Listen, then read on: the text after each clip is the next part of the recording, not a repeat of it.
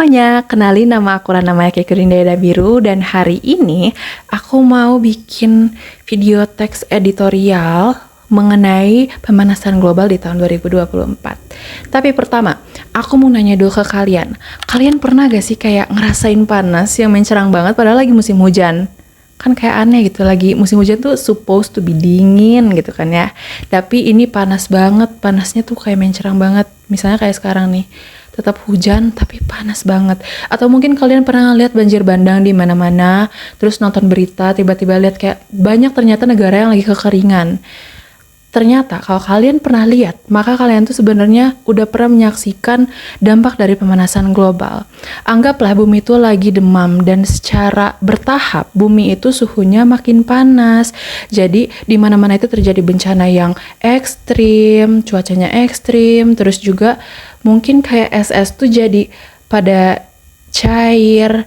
Dan guess what? Tahun ini bumi itu lagi panas-panasnya. Kata ilmuwan Uni Eropa, tahun 2024 itu dicatat menjadi tahun yang paling panas setelah 2023, yang artinya suhu rata-rata global kita itu memburuk. Data dari Layanan Perubahan Iklim Copernicus atau C3S Uni Eropa muncul 2 minggu setelah perundingan iklim PBB yaitu COP29 tahun ini di tanggal 11 November sampai 22 November. Dan kata C3S, data dari Januari hingga November telah mengonfirmasi bahwa 2024 kini dipastikan menjadi tahun terpanas yang pernah tercatat. Dan yang pertama juga di mana suhu global rata-rata melebihi 1,5 derajat Celcius di atas periode pra-industri 1850 sampai 1900. Buktinya adalah cuaca ekstrim yang telah melanda seluruh dunia pada tahun 2024.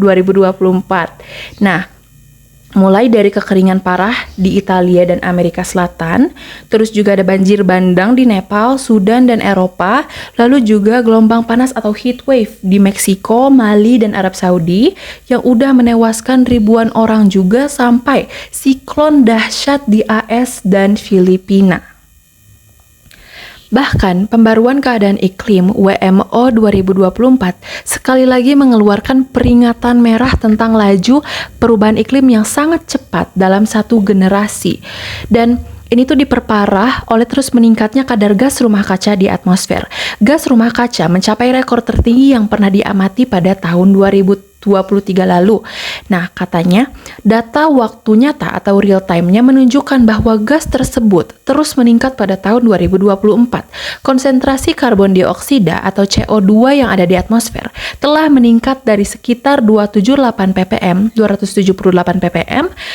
dan sekarang menjadi 420 ppm pada tahun 2023 atau meningkat sebesar 51%.